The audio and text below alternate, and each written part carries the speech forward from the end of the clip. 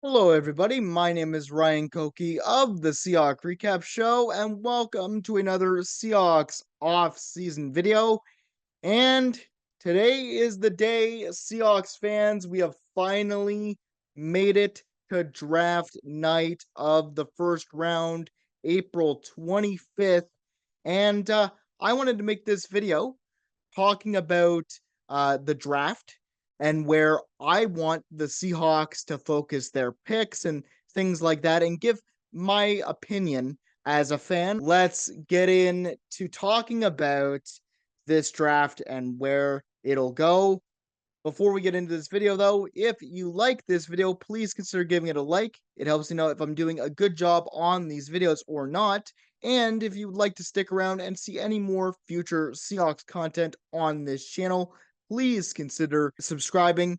It would really mean a lot to me and would be greatly appreciated. Seahawks position needs and the draft pick order and my position needs. This is my opinion. This is where I think the Seahawks should look at for if they're looking at a piece of paper and there's their positions and they go, what do we need? First, it's got to be guard. You look at the depth that we have at guard right now. You have Anthony Bradford, you have George Fant, Raekwon O'Neal. That's about it. And you could have Nick Harris or something like that, and Max Pritchard. So that's looking a little stale.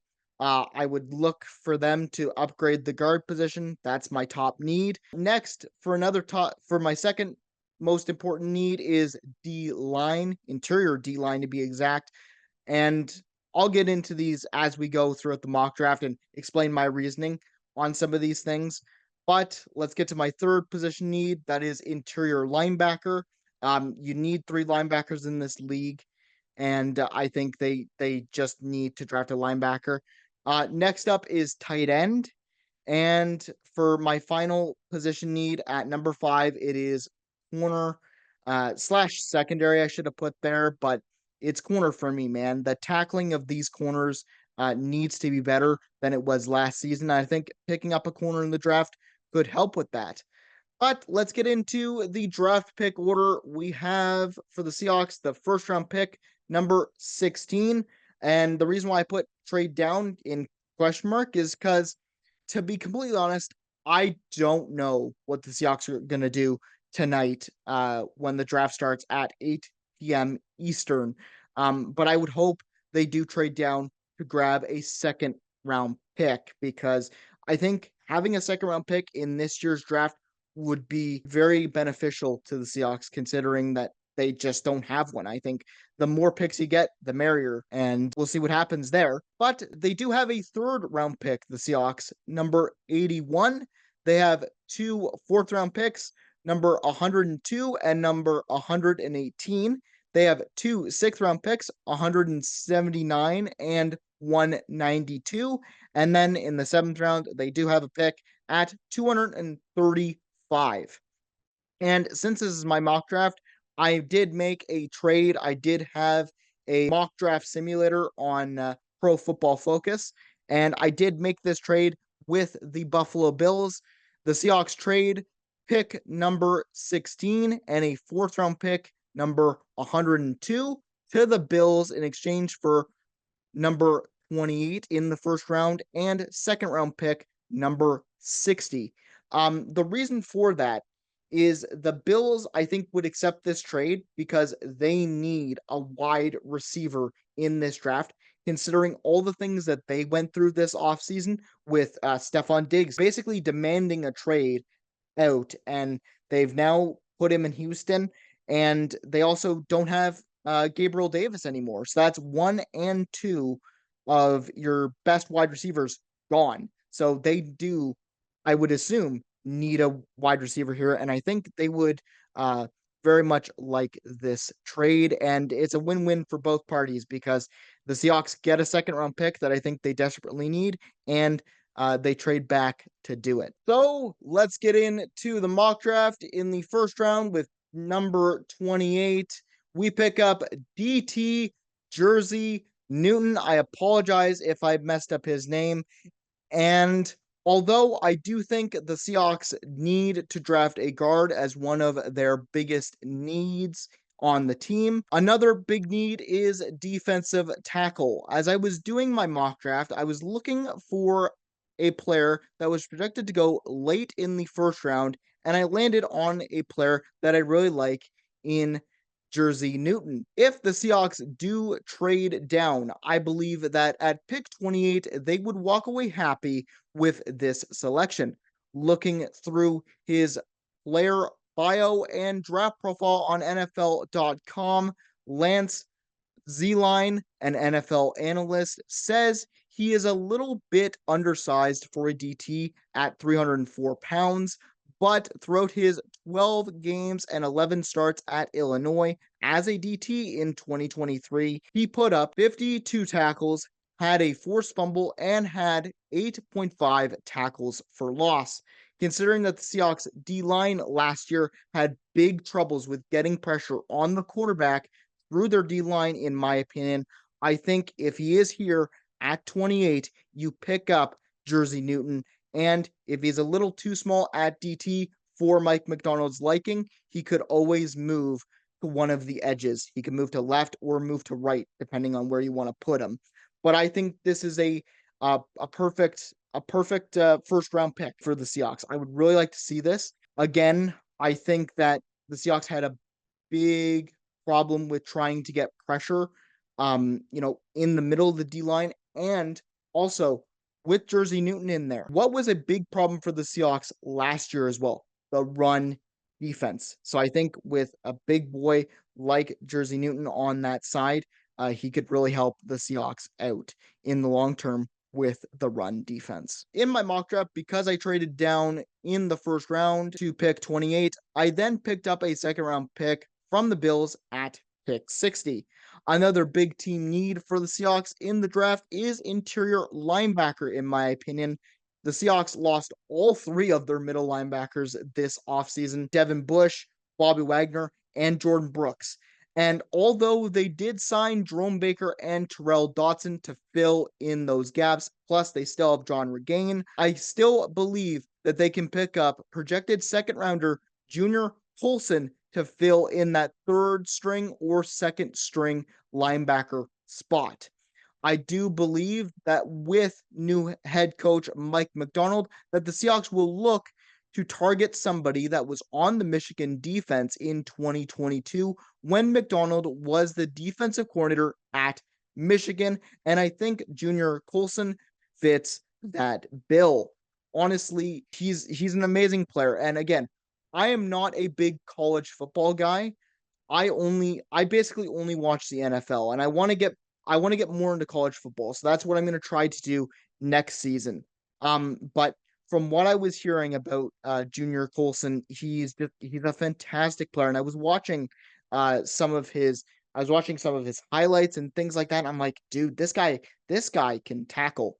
Not only is Colson considered to be a hard hitting tackler who doesn't allow many broken tackles, but he has also got some pretty good awareness in zone coverage, which I think Mike Macdonald will use effectively if the Seahawks take him at this spot.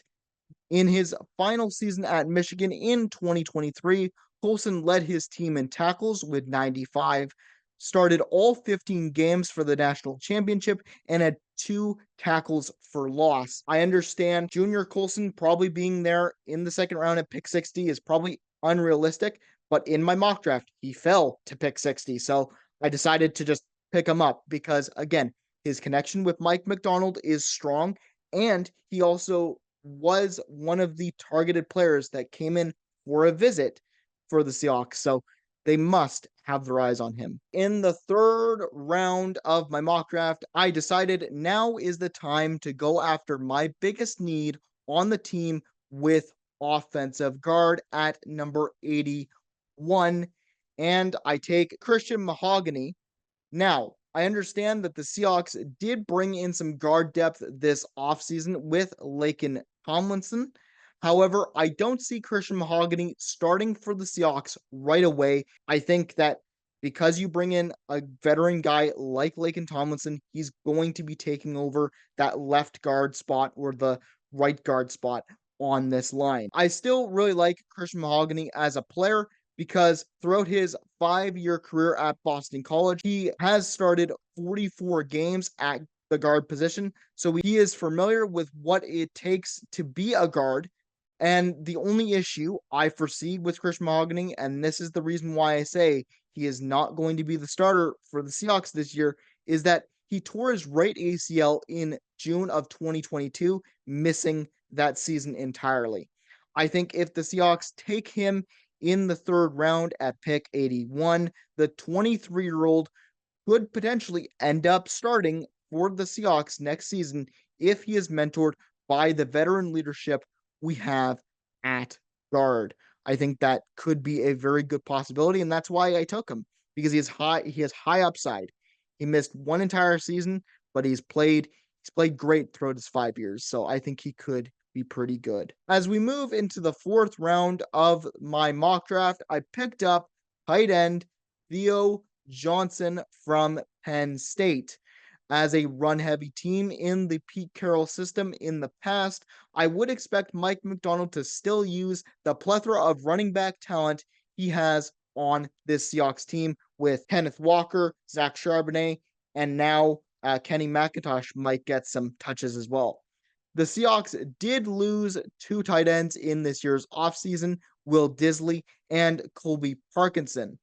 The Seahawks did sign Farrell Brown to the roster as a blocking tight end, but with new offensive coordinator Ryan Grubbs on the roster, all I've heard about him from Washington Huskies fans is that he likes to use his tight ends a lot in the passing game. With that in mind, I was looking for a player that could fill in that third tight end spot on the roster and could be a dependable red zone threat if needed.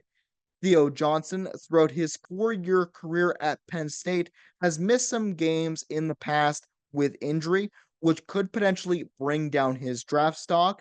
And he is a projected third rounder, but he did fall to 118 in the fourth round for me. So if he is there, I would take him. In 2023, Theo Johnson started all 13 games, had 34 receptions for 341 yards and 10 touchdowns. He's not great after the catch. He's not a speed burner like Noah Fant can be, but he's gonna be that guy that you could look for in the end zone if needed for Geno Smith. So I would really like the Seahawks to take a tight end in the fourth round. As we move on into the sixth round in the mock draft, the Seahawks have 2 sixth-round picks. With the first sixth-round pick, I select cornerback Miles Harden from South Dakota with 179. The reason why I pick up Miles Harden was due to the fact that in the 2023 season for the Seahawks, it just looked like this entire secondary of this team on the defensive side couldn't really tackle. There were a lot of broken tackles and a lack of effort when it came to tackling opposing players. And if you've watched any of my Seahawks game recaps of this previous season where I recapped every single Seahawks game and gave my thoughts, I was harping on that. I was harping on the missed tackles. I was harping on a bunch of different things. And this is why I picked up Miles Harden. I know that in free agency, the Seahawks picked up Rashad Jenkins at safety and corner Kayvon Wallace. However, I still believe picking up a corner like Miles Harden in the sixth would not be a bad idea. In 2023, Harden started all 13 games, putting up 58 tackles, 4 tackles for loss, and having an interception.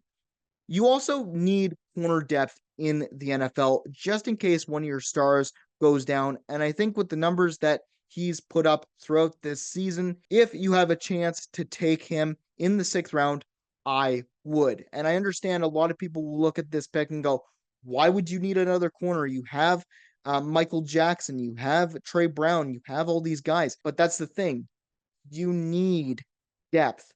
I don't want to see a guy like Michael Jackson. I really don't. I think he did quite terrible, honestly, in in his playing time. I didn't think he did very well. So I would like to see if this new regime of the Seahawks will pick up a corner in this draft. And if you find a corner in the 6th round, like Miles Harden, if he's still there, I would take him because he looks like he could be a very good tackling corner for this Seahawks team. With my second pick in the 6th round, I decided to pick up another DT in Christian Boyd from Northern Iowa. Now, you all might be wondering why I decided to pick up another DT when I had already drafted Jersey Newton. Well, as I was preparing for this video, I looked back at some of the things that head coach Mike Macdonald said he wanted this team to be on the defensive side of the ball. One thing he had mentioned is that he wanted big defensive tackles that would eat up space. As we went through the offseason, the Seahawks at DT had Jaron Reed and had signed another DT in Jonathan Hankins from the Cowboys. If you want a space eater who would be a 4th or 3rd string DT for depth, I would recommend the Seahawks pick up this 320-pound monster who in 2023 played all 11 games, having 43 tackles, 6.5 tackles for loss, and 3.5 sacks. And one of the biggest things when Mike Macdonald, just to reiterate, said he wanted big DTs. He wanted guys like Christian Boyd who are in the 320 range.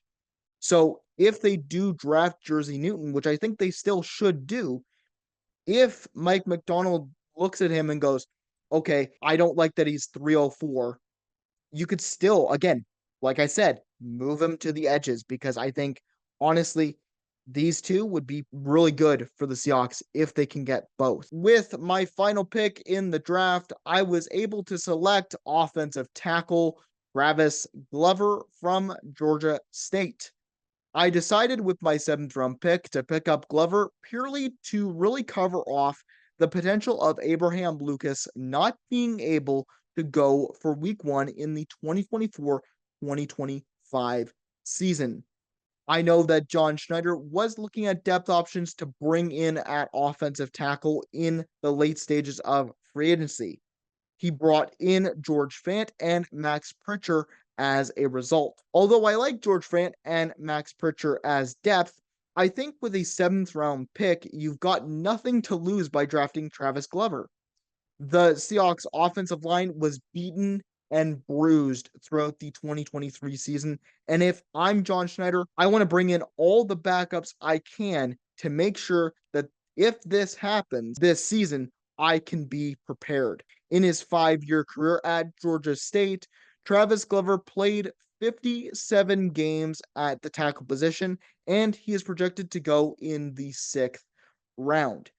And another thing about Abraham Lucas, throughout the offseason, we heard John Schneider go on the radio at one point, and he said, Abraham Lucas is progressing well. He's had knee surgery.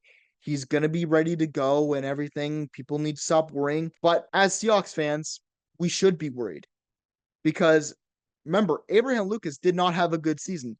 He was battling through his knee injury the whole entire time, and he got put on injury reserves.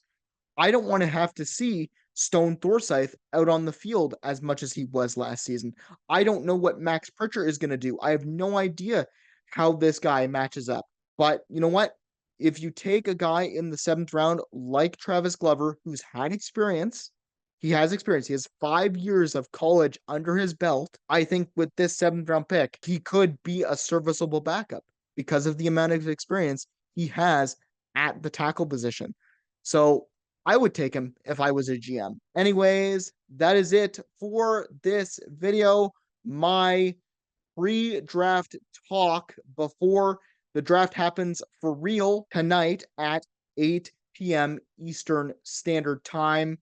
And yeah, like I said before, man, I just don't know where this draft is going to go. No Seahawks fan knows where this draft is going to go. But if it happens like this or similar to this kind of mock draft, I'd be happy. That's just some of my thoughts on how I would like the the draft to go for the Seahawks. If it all folds out this way, that'd be great. If it goes in some completely other different direction that I wasn't expecting, I'll be excited for it too. A little scared, but I'll be excited nonetheless. I hope you enjoy the rest of your week. And I would like to know your thoughts in the comments section below. How do you think the draft's going to go? I would really like to see that kind of debate in the comments. Go Hawks, go! And I will see you in the next video. Take care. Have a good day.